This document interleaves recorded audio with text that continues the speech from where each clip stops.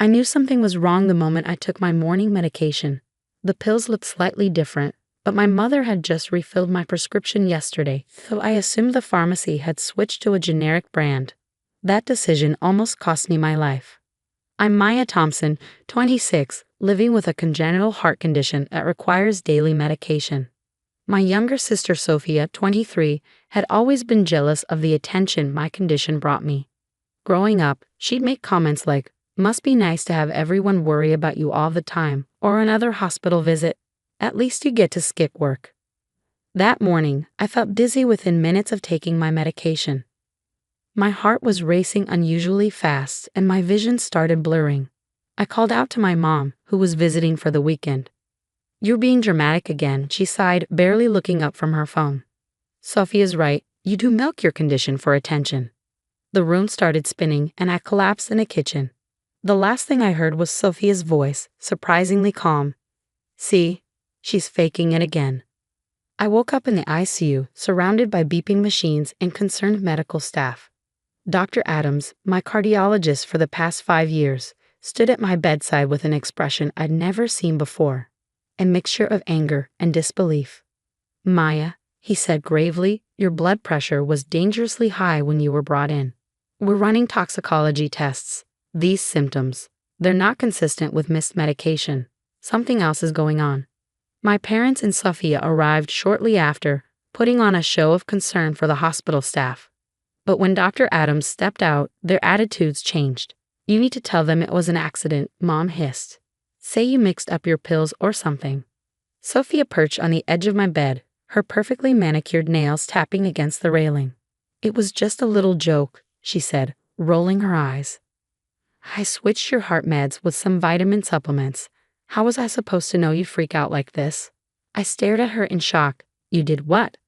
"Lower your voice," Dad warned. "We don't need the whole hospital hearing our private family matters." "Private family matters?" I struggled to sit up. "She tampered with my medication."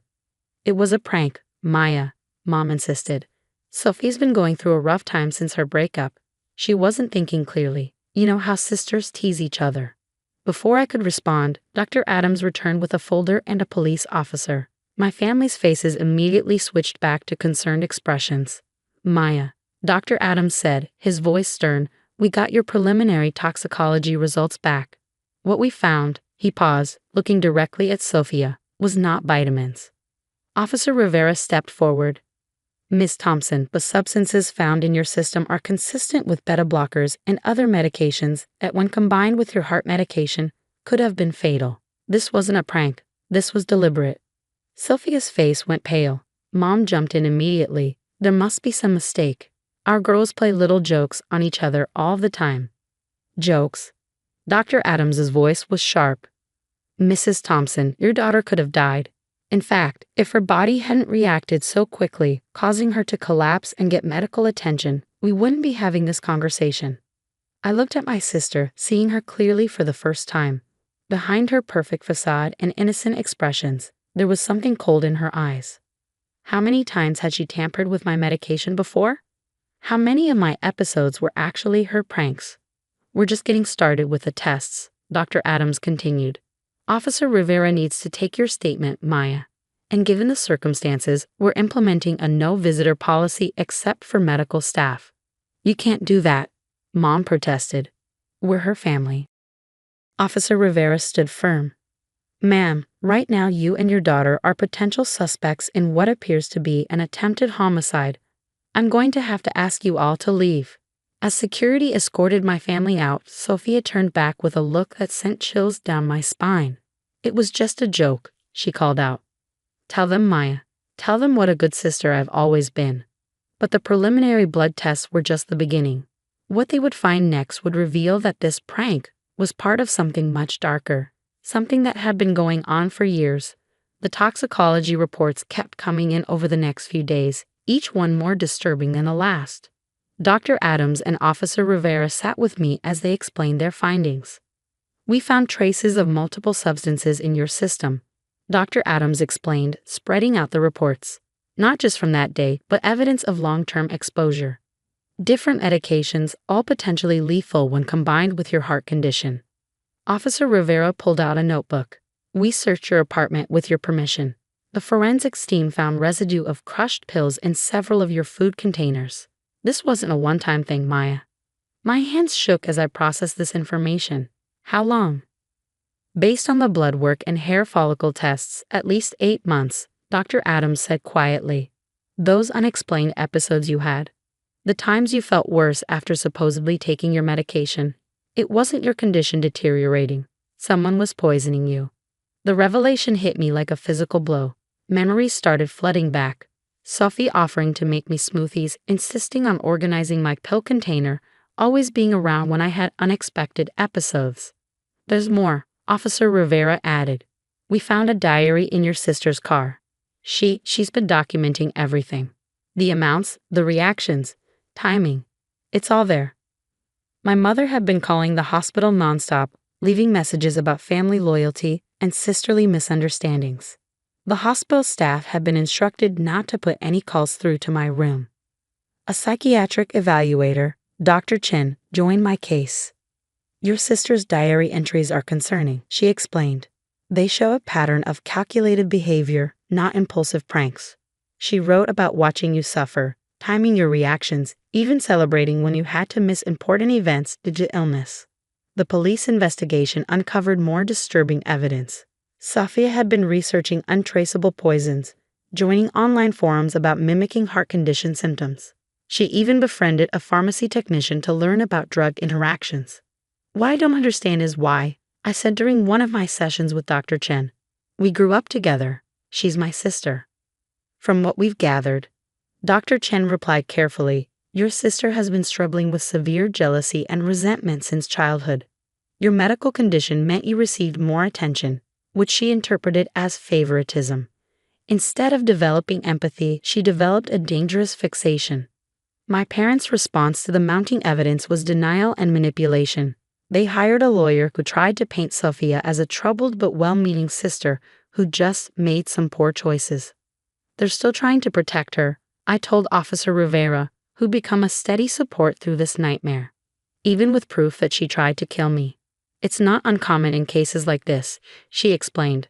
Some parents would rather believe in a comfortable lie than face a horrifying truth. The hospital security caught Sophia trying to sneak into my room dressed as a nurse one night. In her bag, they found more unmarked pills. When confronted, she broke down and started laughing. I just wanted to fix her, she told the security guards. If she was really sick, instead of just pretending, maybe people would see I'm the strong one. The district attorney decided to press charges, not just against Sophia, but also against my parents for obstruction of justice. Evidence showed they had deleted text messages where Sophia talked about her experiments with my medication. Dr. Adams implemented new protocols for my care. All my medications would now come from a specific pharmacy with tamper-proof packaging. He also ordered comprehensive testing of all my previous blood samples, searching for patterns we might have missed. The system failed you before, he admitted. We should have noticed something wasn't right when your symptoms didn't match your condition's usual progression. As I lay in my hospital bed that night, watching the city lights through my window, I thought about all the times I defended Sophia to others. She's just having a hard time, I'd say. She doesn't mean to be cruel. But the truth was in those blood tests, in her diary, in the calculated way she'd systematically tried to destroy my health while pretending to be a caring sister. The doctors said I would recover, but my trust in family, that might be permanently broken. 1 year later, I sat in the courtroom, listening to the judge deliver the verdict. Sophia, dressed in a conservative blue suit, maintained her innocent expression until the end. But when the judge announced guilty on all counts, her mask finally cracked. You're going to miss me when I'm gone, she screamed as they led her away. Who's going to take care of you now, Maya? Who's going to be your sister? The sentence was harsh. 15 years for attempted murder, with additional charges for tampering with medication and premeditated poisoning. My parents, found guilty of obstruction of justice and endangering a vulnerable adult, received 3 years of probation and mandatory counseling. Dr. Adams testified during the trial, presenting medical evidence that showed how close I'd come to death multiple times.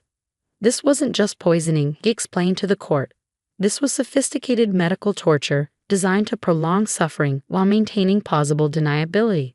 The diary entries they read in court revealed the true extent of Sophia's disturbed mind.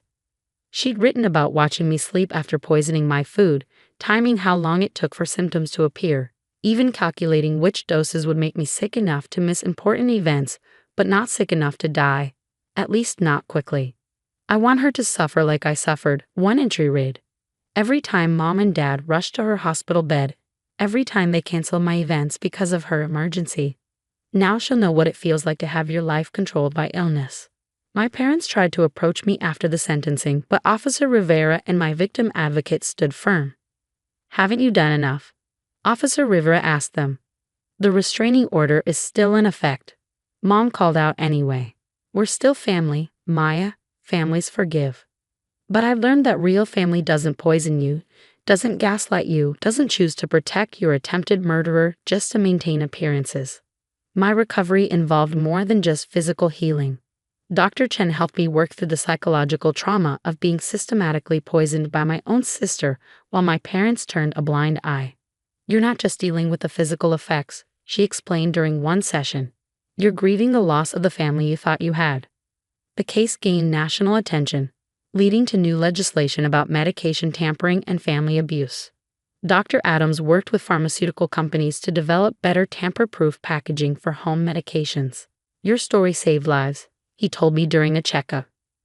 We've implemented new protocols for monitoring patients with chronic conditions, looking for signs of medication tampering.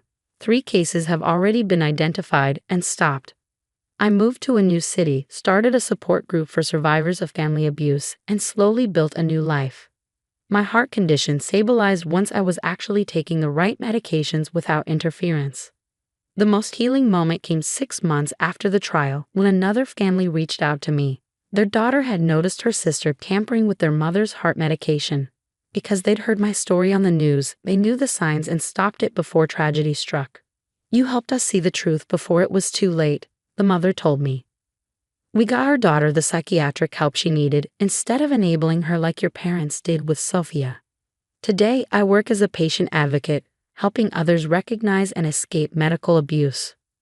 My story is used in training programs for healthcare providers, teaching them to look beyond the caring family facade.